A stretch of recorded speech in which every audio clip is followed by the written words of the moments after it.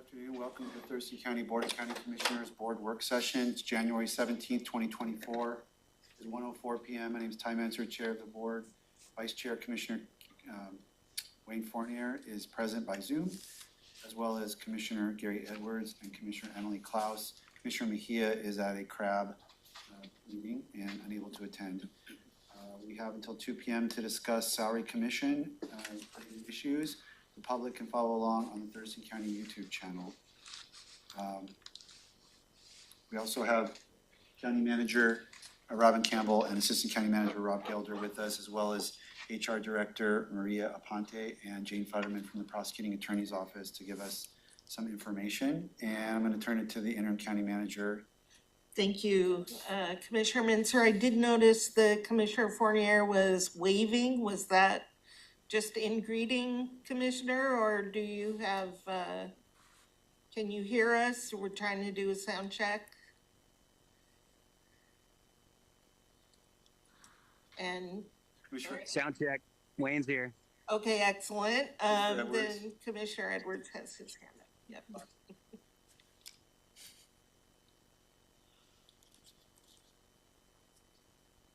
I see your hand.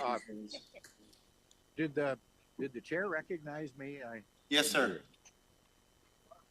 As we get started on this, I want to voice just a small objection that when we're attending meetings away from our regular meeting spot, we need commuting time and prep time, because I know two of us are stuck with this situation where we couldn't get there in time. So I just point that out. We're going to try and make this work, but for future considerations. Thanks. Thank you, Commissioner. I appreciate your input. Go ahead, Robin. All right, so this afternoon, this meeting is to follow up on the board's request for more information about what options you may have in setting the salaries for both county commissioners and other elected officials within the county. So today is a discussion. We did not prepare any kind of documents for you. Maria and Jane are here to answer questions you may have, but perhaps we could begin with just a broad overview of what some of their options might be. And then this is a discussion and an opportunity for you to give us some guidance, if you will, on what more we can bring to you to develop any certain option. So that's today. Okay, and it doesn't have to be up front. We can start just as you proposed, but I just want to throw out there that at a certain point, the commissioners need to discuss what is the goal, what is the problem we're trying to solve? Because what has been difficult in this discussion is that I hear from different commissioners problems with the current, but what they're trying to achieve is totally different than what the next commissioner is trying to achieve. You know, one commissioner might want to see the lowest salary possible. The next commissioner might want to see no change during the term of the next commissioner might want to, you know, for me personally, I don't care about high or low. I just want a process that takes politics out of it and provides for reasonable compensation. But the goals of each commissioner might be different, and then so the answer for what structure achieves that goal is going to be a inefficient conversation if we don't all talk. We don't have to all agree on what goal, but we should at least be aware that maybe our goals are in conflict. I At some appreciate point, that that needs to very come out much, on the and that table. makes absolute sense to me. So we could definitely start there with each commissioner stating what their frustrations were with the current process and what is the problem they would like to see fixed. Commissioner Edwards, I saw you first. Okay. I think that as we get started on a meeting like this to discuss this, recognizing that we're going to have different points of view And at some point, we are going to do some kind of a compromise as we move forward. But I really think before we even have this meeting, we ought to have staff bringing in about, 4 or 5 different examples of different counties, maybe, that how do they do it? We don't want to reinvent the wheel. We just want to adopt a policy that makes sense, kind of just like you said, takes us out of the political realm if we can. So I think that there's a bit of an it's incumbent on the staff to come up with something to help us deal with this. We as individual commissioners, I don't think have that ability to do that separate research. So that's what I'm asking for, and I think we're all looking for the same thing, something that is reasonable. We're probably all willing to compromise. Everybody knows my position on it, and I'm not saying that's the winning position at all. But that's kind of where I'm at. Before we move forward on this, we need to have some examples presented to us. Commissioner Fournier. Yeah, thank you. It seems funny to me because, like, we're trying to remove the politics from deciding on salaries. And if we did not have a salary commission, the first thing we do is say, hey, let's set up a salary commission so we can remove the politics from the decision making.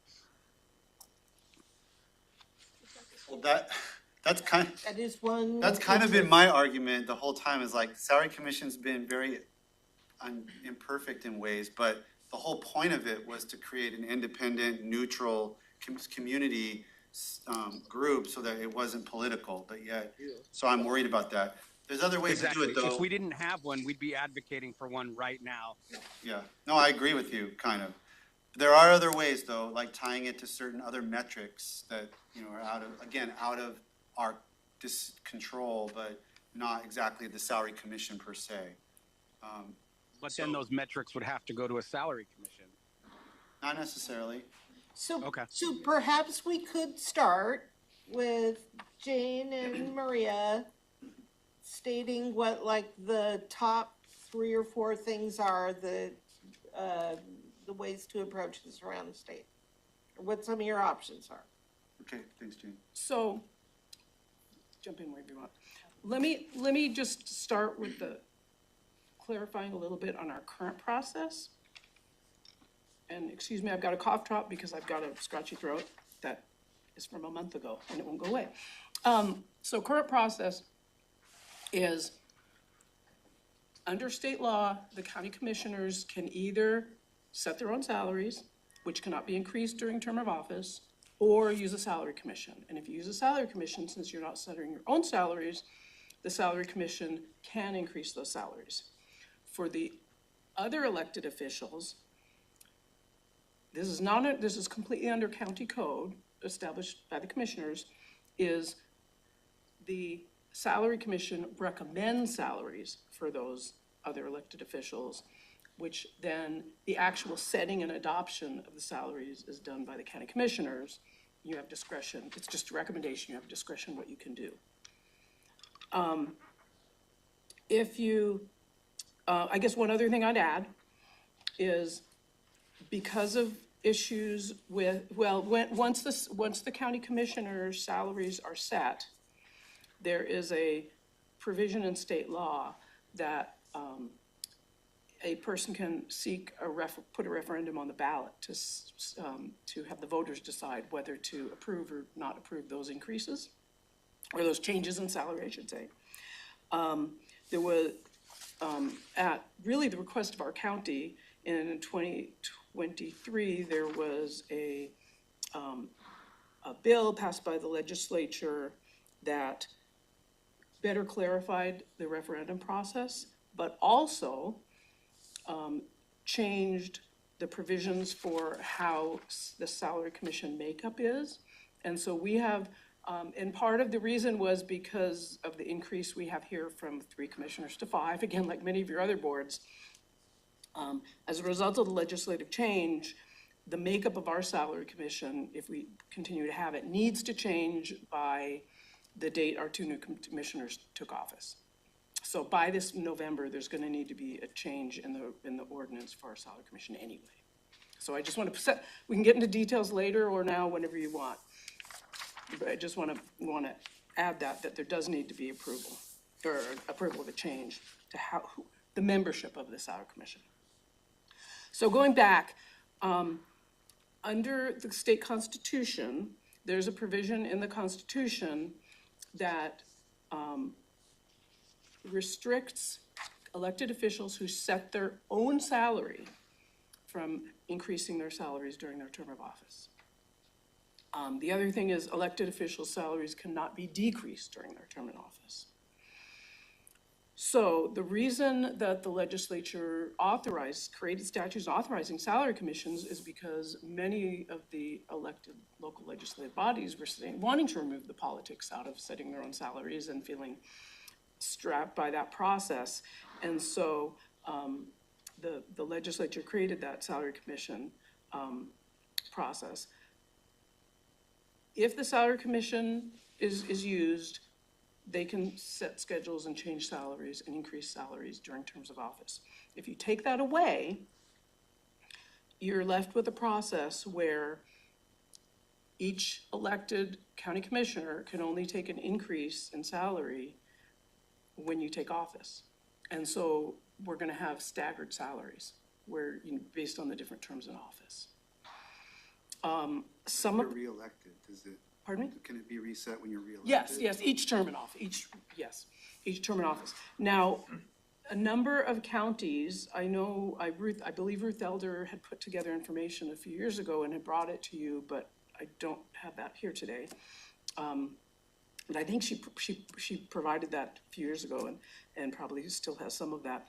But anyway, a number of the other counties have salaries set in ways such as tying them to other electeds' salaries, such as Superior Court, a percentage of the Superior Court Commission, Superior Court judges, things like that. In our county, I can tell you for sure we cannot do that. Thurston County was sued, and this was back in the early 1990s. Our county commissioners had tried a couple of different schemes for salaries. One is tying the salaries to the Superior Court judges and saying the Board of County Commissioners' salaries were a percent of the judges. Another one that county commissioners did at one point was established a salary for the county commissioners and then said any increases should be tied to the change in the CPI. They went to court and was heard by one of the judges of Thurston County Superior Court, who ruled that both of those were unlawful and that under the Constitution, the salaries, number one, need to be fixed and set so they do not change, need to be fixed and set and established at the time the person takes office. So before the person takes office, we need to know what the person's gonna be getting. And it cannot be tied to something that is not under the control of the county commissioners. So in the case of those counties tying salaries to the Superior Court judges, well, the judges' salaries are set by the State Salary Commission. And that, basically what that was doing is this, by tying it to that, the county commissioners were improperly delegating authority for setting salaries to the State Salary Commission, which the county has no control over. And so the outcome of the litigation, and it was not appealed, but we do have a court ruling against Thurston County, as the outcome is the salaries that are set for the county commissioners need to be established before the term in office, and they need to be based on something that is, whatever metric it's used, it needs to be something that is established by the Board of County Commissioners, not dependent on some outside body's decision-making. Unless it's your own salary commission. Yes, so that's if you're setting your own salaries. Yeah, you can, there's still the state law provision saying if you use a salary commission, that's fine because you're not setting your own salaries. These other restrictions are only if the board is setting county commissioner salaries. So there's only two options. So really, yes, there are two options. That you set the salaries or you have a salary commission set the The salaries. only way to get to Commissioner Edwards' result is to set our own salaries. And then it would be automatic. His position that you shouldn't change during a term of office would be the law, but it comes with the requirement that you set your own salary. There's no way to get there.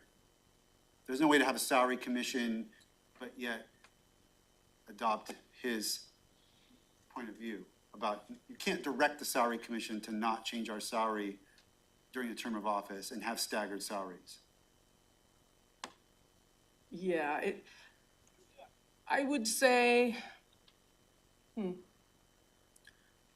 you either need to set your own salaries or you, So if that's true, then this is a very short discussion from my It may perspective. be a Salary short commission is the only thing that could possibly be reasonable, but Commissioner Edwards has his point of view. the.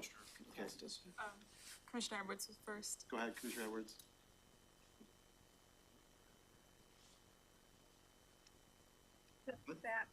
Commissioner Chair, did you call on me? I did.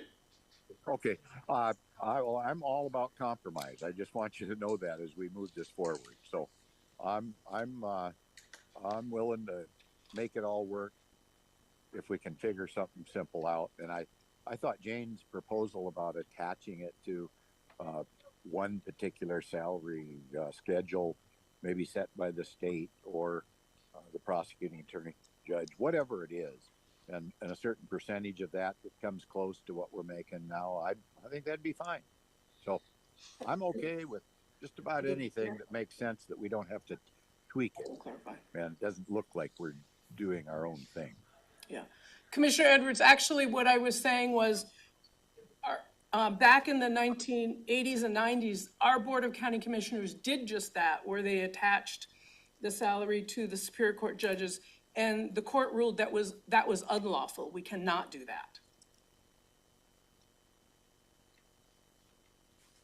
Okay, well, maybe something close. It can be a certain percentage of the janitor's salary. I really don't care what it is. Percentage. But if we could come up with something really simple, that's what the state has some process in place. Maybe we could adopt that. Exactly what you can. Yeah.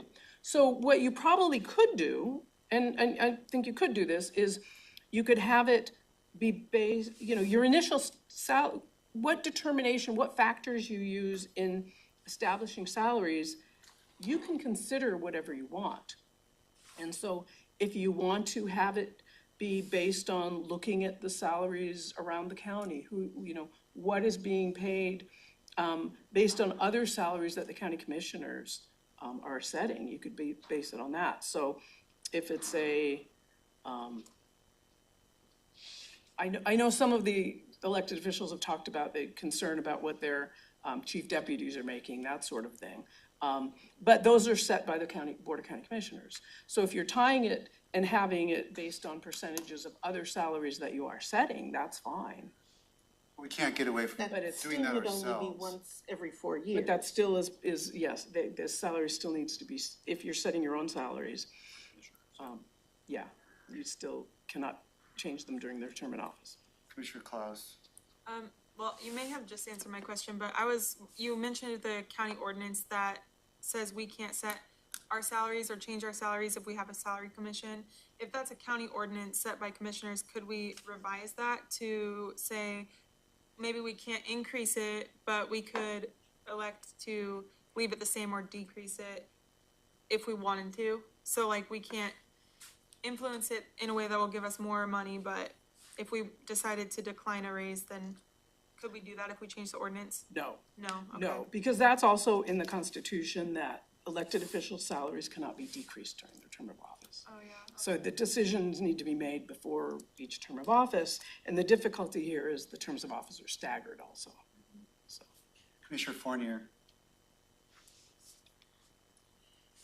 Thank you, Chair. I mean, to me, the simple solution is just making sure that we have a fair and unbiased salary commission, provide them with the information they need to make a decision. And, we're not all supposed to like it. It's supposed to be something that's independent. It's supposed to be something that's objective.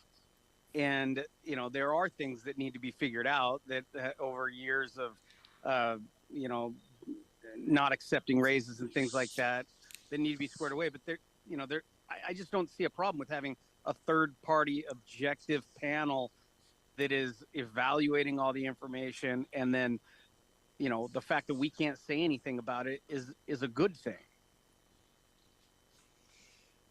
Okay, so I wanted to ask, so sounds like what you're saying is like, if we technically set our own salaries, then they wouldn't, increase during term of office, because that comes with that.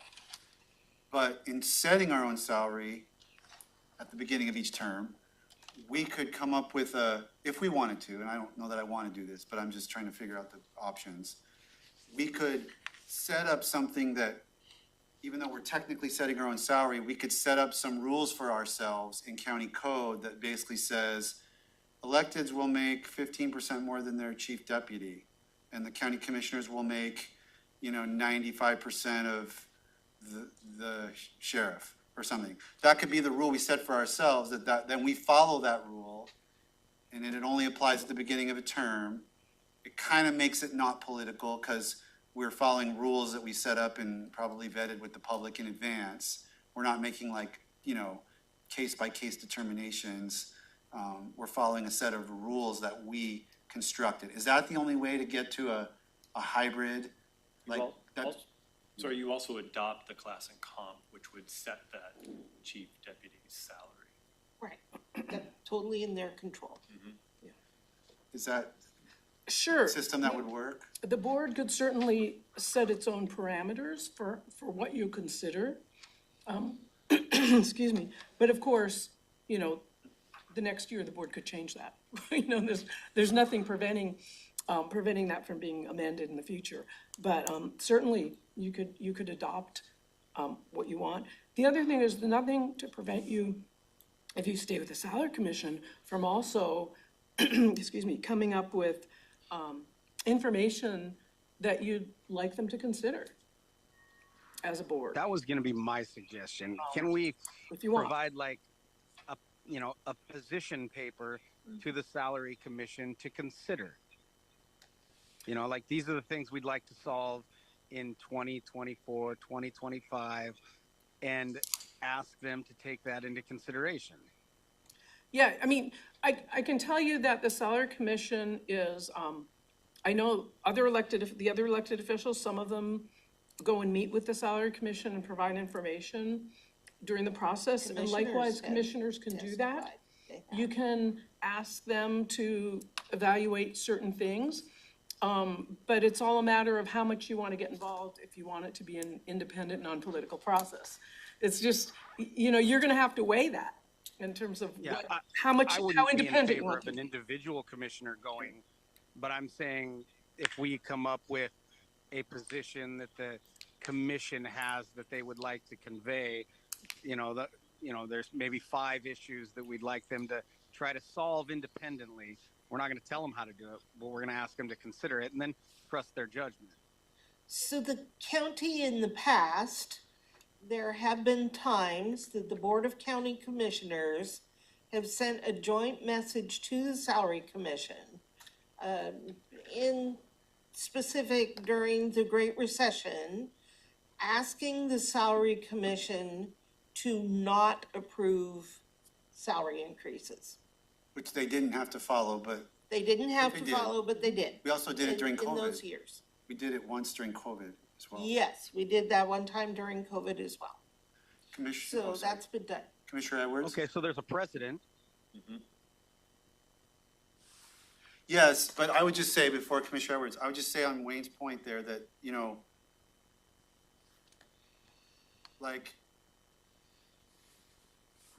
what, are we in agreement on what that communication looks like? I mean, certain elected officials, and maybe commissioners too, have said, I want to see the elected official make 15% more than their chief deputy. I heard another commissioner say, I don't want everyone's hurting and people are hurting, and I don't want commissioners to make any more than they make today. Well, those are two very different directives to the salary commission. If we tell them to make, to put the salaries at 15% above chief deputy, that would have been a huge pay increase for many of the elected officials. So if I'm a salary commissioner, what do I do with that? Like, if I don't have a unified message from the board, I just have auditor telling me this and Commissioner A telling me that, Commissioner B telling me this, treasurer telling me that.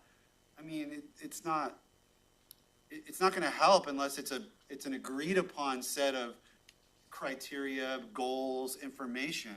And I don't know that we have any kind of an agreement on what that would look like. So that's why I'm very nervous to say, oh, well, we'll just tell the salary commission how to do it. Well, we don't agree on how to do it. I mean, I agree. I don't think we're all in agreement on like what that advice would be to the salary commission. And so we don't have that unified message yet. We could try to craft one, or we don't craft one because we're not in agreement, which would lend even more credibility to the need for a salary commission that's independent of the county commissioners. yeah, and that's why I think we are right now. Commissioner Edwards, go ahead. I guess I've got in my mind a temporary partial fix, I guess.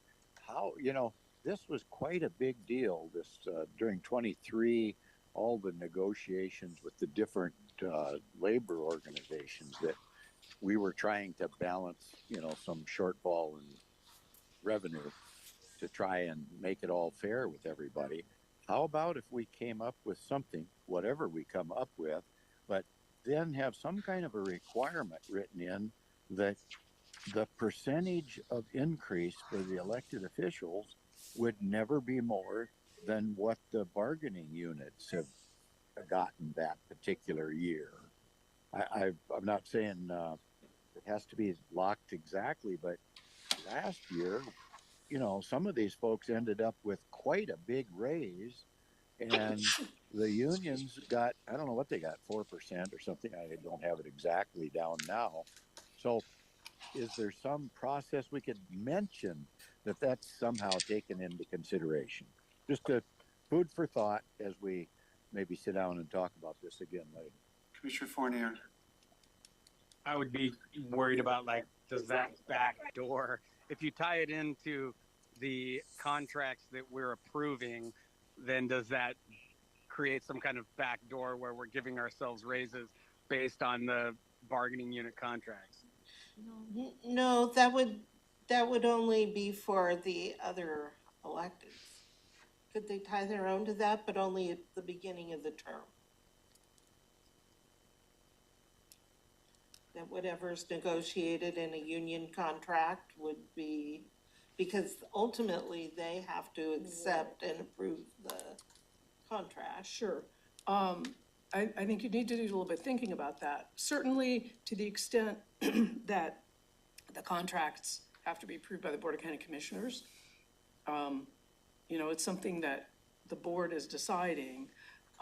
Of course, not all the contracts are necessarily in sync. They're staggered by years too, and may have different percentages.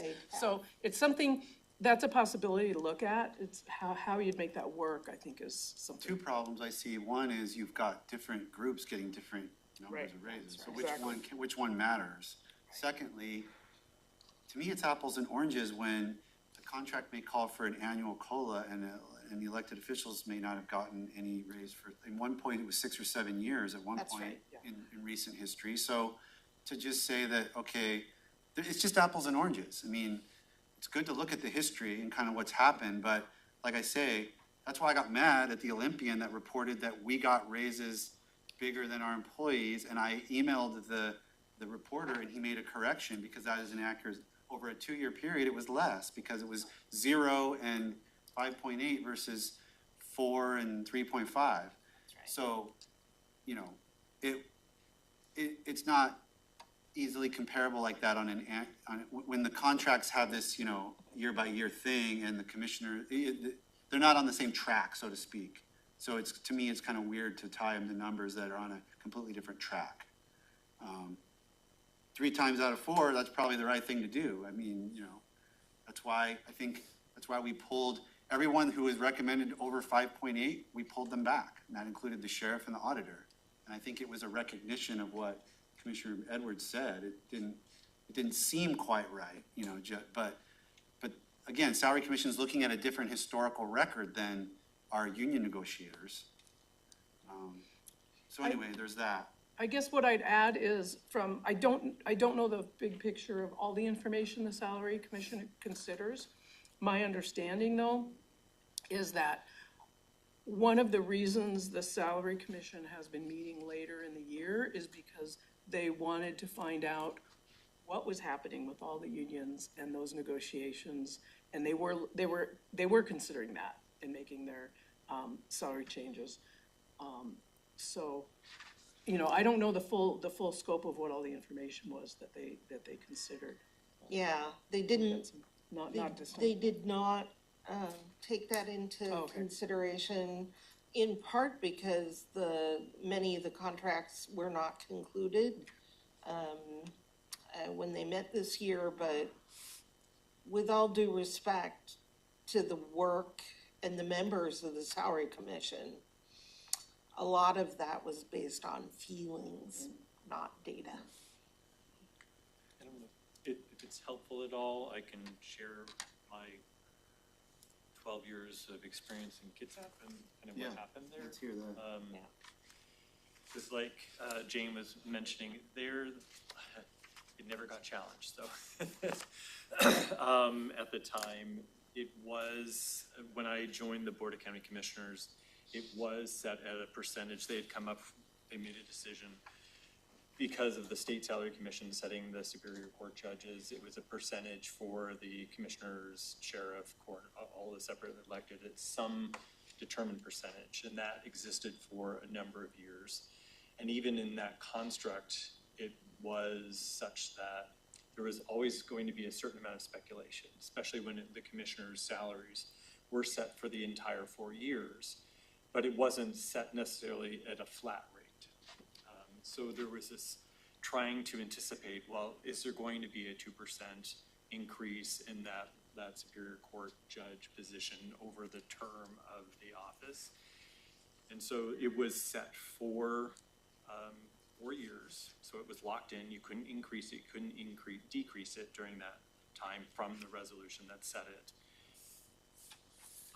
And then the other thing that was aspirational is because of the overlap of the terms.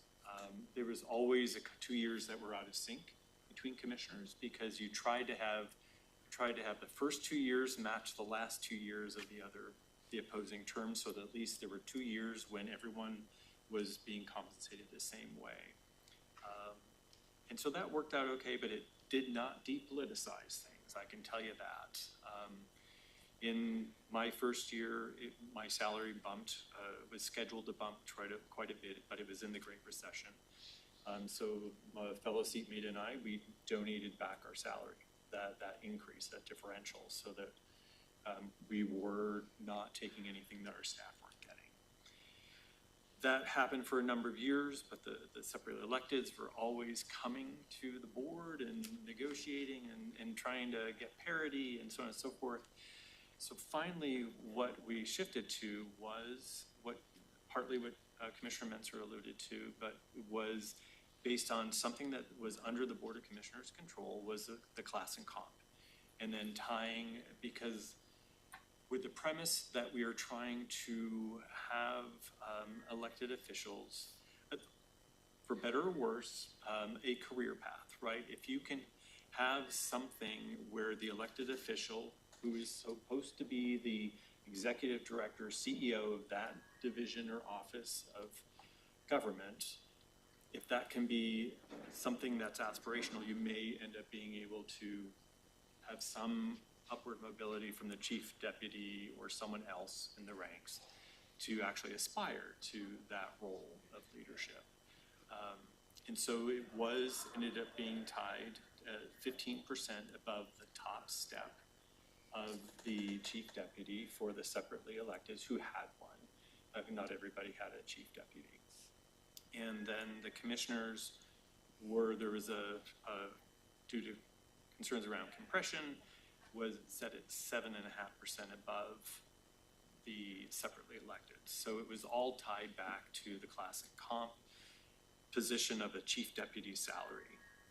So basically the commissioners were also tied there, but it was still did not mitigate the disjointedness of setting the salary for the, so basically the separately electeds would change anytime you had class and comp changes. Or you added a wage scale adjustment, it would roll over to there. It would not happen for the commissioners because it, again, was set for 4 years and you were always trying to do this certain amount of catch up. So only the commissioners have that rule about you can't change in your term, an auditor can get a higher salary during their term? Yeah, you can't decrease it, but you can. It applies to any elected that sets their own salary. And the reason it doesn't apply to the auditor and treasurer and others is because they're not setting their own. So listening to that, you know, Thurston's attempt to tie it to Superior Court that was challenged and failed, Right.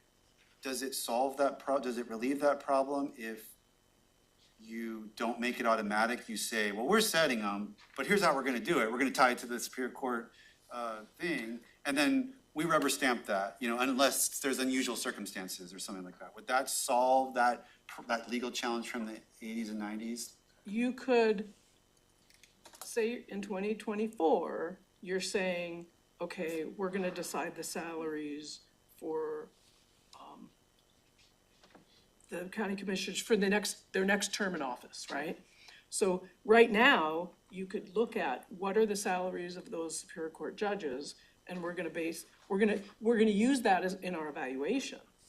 But you can't then in the future have the county commissioner's salaries be changing every time the Superior Court judges changes, because it's the state salary commission outside of your control that's deciding those future Superior Court judges' salaries. So you can't just tie it to every time they change, we change. But is there a loose, I mean, I understand you can't explicitly and rigidly tie it, but can you loosen the knot a little bit, so to speak? Maybe I didn't understand, Like- how would you do that? You do that by saying, we're setting the salaries. We are going to use, you said it's okay for us to adopt criteria, that internal criteria by which we would set. And one of the criteria we adopt is, or the criteria we adopt is, we're gonna use 85% of a Superior Court judge salary for the county commissioners, unless there's some unusual, extraordinary reason not to.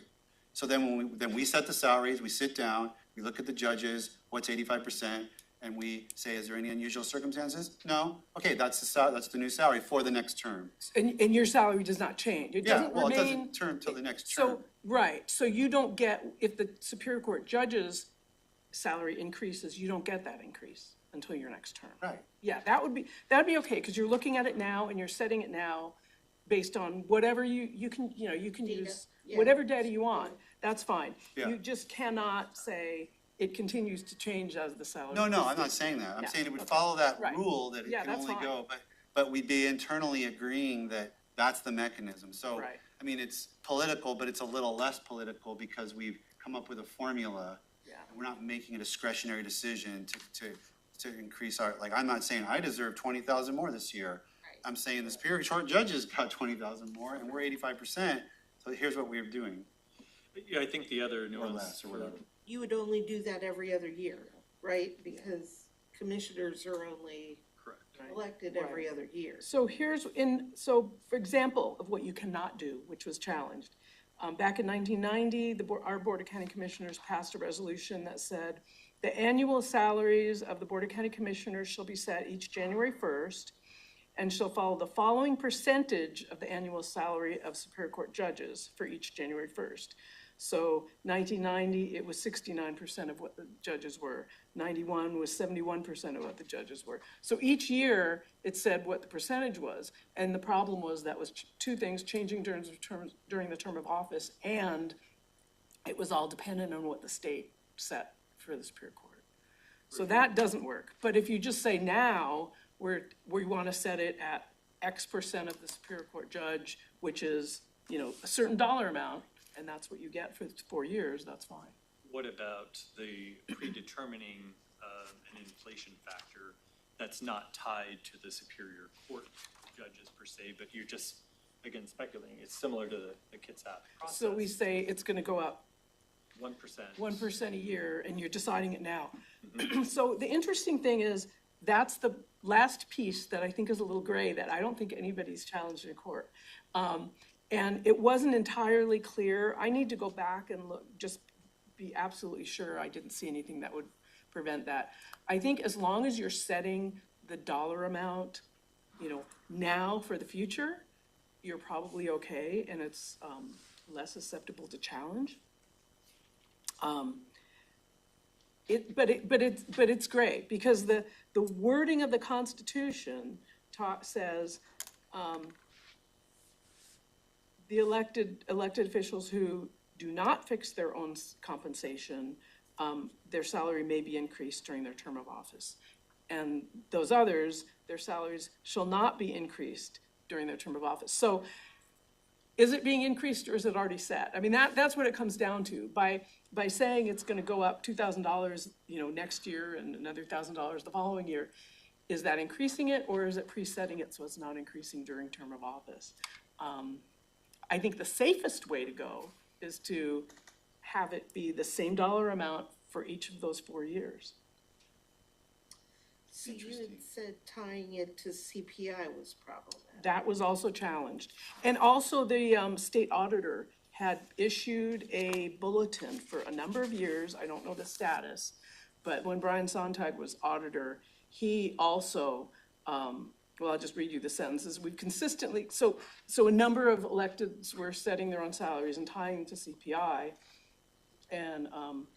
And he had a bulletin that said, we consistently concluded over the years, this sort of salary increase is a violation of the state constitution.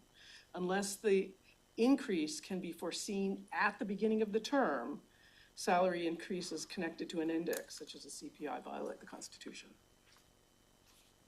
But it's a little better if you predetermine the exact amount it's gonna go up. Right. Because you're So- kind of guessing about inflation, so to speak. Yeah, or you're just saying that you chose this amount, right? So there is a third path then. I mean, I really, there is a third path in the sense, from the way I think about it, between salary commission, us completely setting it, kind of carte blanche every, so often. There's a way to set it, but put some guardrails on ourselves in that setting that we could debate about, if we wanted to make it more. I guess the whole thing is, about, I'm trying to think, like, what is the difference? Like, this thing about the salary commission, the thing about the two extremes, I'll call them, is that in both cases, there's no predictability, right? Like, salary commission could do anything, and commissioners who are greedy could do anything, or, whatever, have a different point of view. Whereas if you set some guardrails, then it depoliticizes it a little, because people can see what criteria you're applying, and there's a little bit of taking the discretionary decision-making out, which is attractive to me personally. That's kind of what I'm looking for. Something that's fair and reasonable, but doesn't put the political hot potato in our lap every single year, without any agreed upon criteria, so that it just becomes a really difficult decision to make the right decision. Well, anyway, is that food for thought for commissioners? I don't know where we want to go with this conversation from here. Any ideas about that? My ideas, just off the top, without spending any time thinking about it, is it sounds like there's a few options, like 3 or 4, that we could write up that would be legal and real options for the board. And then I think that I see great value in what you suggested, Commissioner Menzer, in determining what is the goal for each, or the what's the problem we're trying to solve here, and then figure out how we go forward. I think that needs to happen in the next couple of months because we have to change the ordinance no matter what. And if the choice is to do something other than the salary commission, then we need to disband the commission. If it's to continue with the salary commission, then we need to fill the seats that are vacant. Lucky we're having planning sessions once a month now. Indeed. Commissioner Edwards. It is a great topic for the next planning. Commissioner Edwards, you're up. Nope, I think you got it just right, Chair. You got us headed in the right direction like normal. Okay, thank you, sir. If I could, Yeah. I would recommend, since either changing the salary commission requires changing the ordinance in the county code, or repealing that ordinance in the county code to repeal the salary commission, either one will take an ordinance to do that.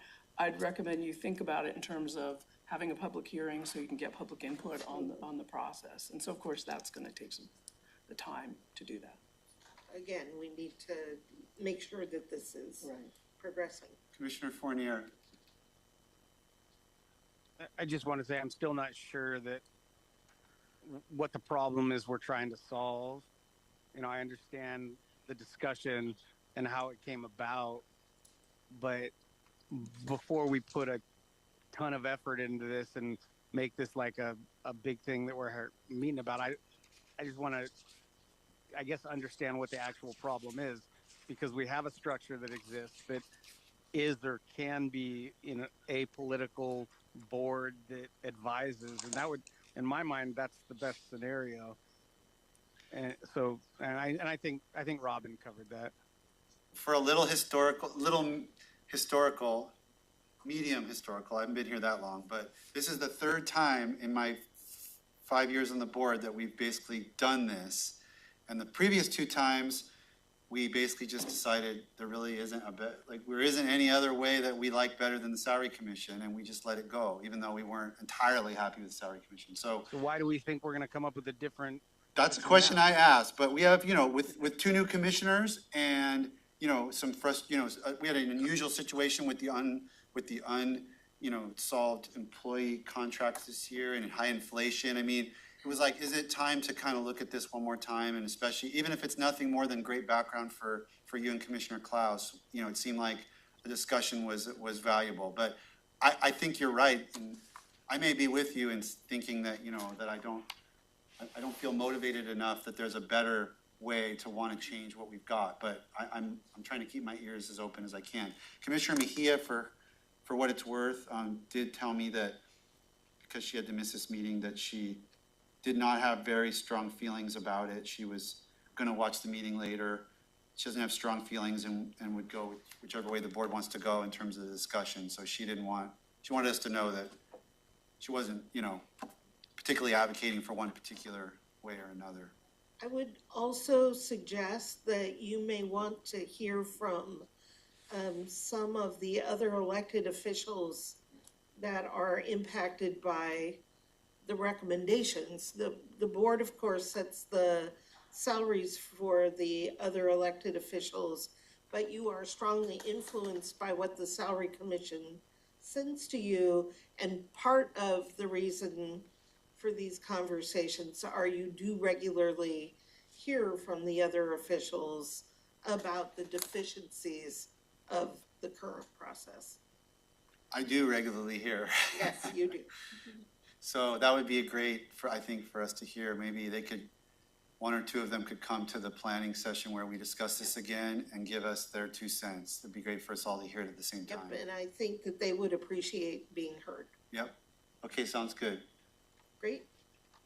If nothing further, 1:53 p.m., we're adjourned. Thank you.